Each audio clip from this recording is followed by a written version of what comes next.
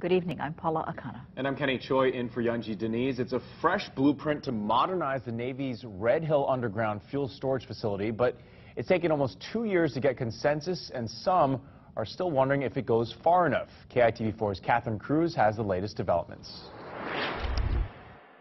It took a spill of an estimated 27,000 gallons to draw attention to serious environmental risk aging fuel tanks pose to Honolulu's drinking water.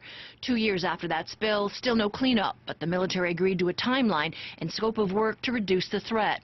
The plan gives a 20-year time frame to upgrade 20 underground tanks. If we find that technology is appropriate and it's feasible in terms of economics and everything else, that time frame could be shortened quite a bit. The settlement doesn't promise double-line tanks or say exactly how many additional monitoring wells will go in, but it does address studies that need to be done in the next 2 years to meet the 20-year timeline. One other thing that really makes this unique is we have a situation here where we've got regulatory agencies overseeing the Navy on a situation where there wouldn't have been. The settlement has language that leaves open improvements to leak detection systems and cleanup of past spills. Navy officials say the spills can't be pumped out or dug out. The only option, finding ways to speed up the degrading process. And while the settlement says the military agrees to look at alternate fuel storage options and other locations, Navy officials today were clear, moving the tanks isn't really doable. It would be very tough to replicate that somewhere else, either in a different location or to rebuild it above ground.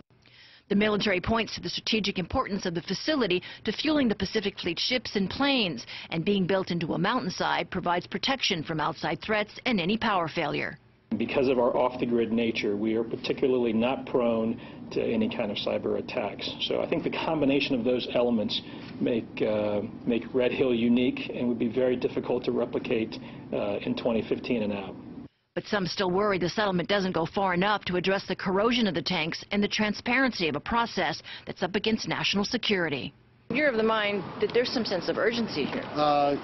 Definitely, and that's been our position all the time, that actions need to be taken in a much quicker time frame. This is a really old facility. An old facility that even the military acknowledges the need for improvements that could cost hundreds of thousands, even upwards of $1 billion. Catherine Cruz, KITV4 News. And to view all the documents on the Red Hill plans, you could visit the As Seen On section of KITV.com.